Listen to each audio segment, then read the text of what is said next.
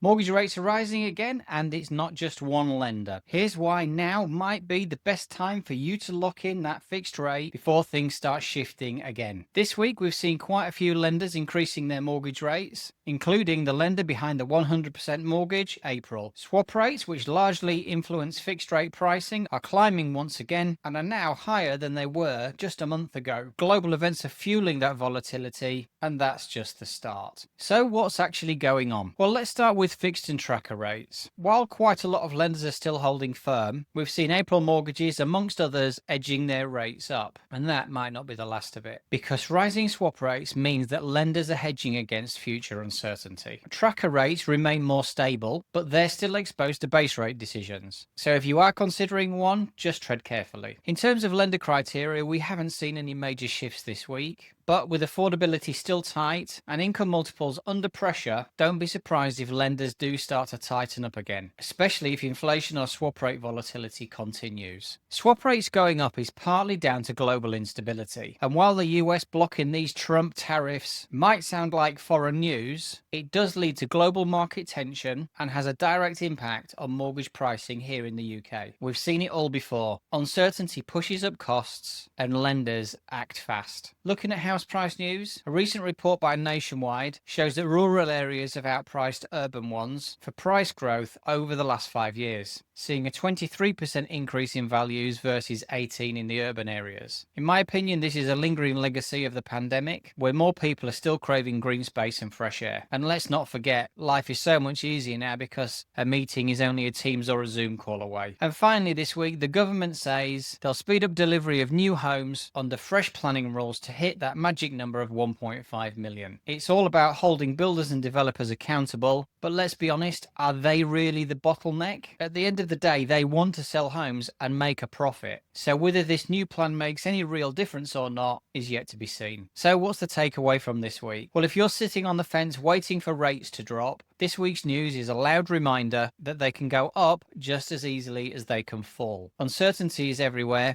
and if a good rate is available now, it just might not be there tomorrow. As always, timing is everything. And what do you think to the government's new rules and house building push? Will it really deliver, or is it just more noise? Drop your thoughts in the comments and don't forget to follow me for next week's mortgage market update. Take care.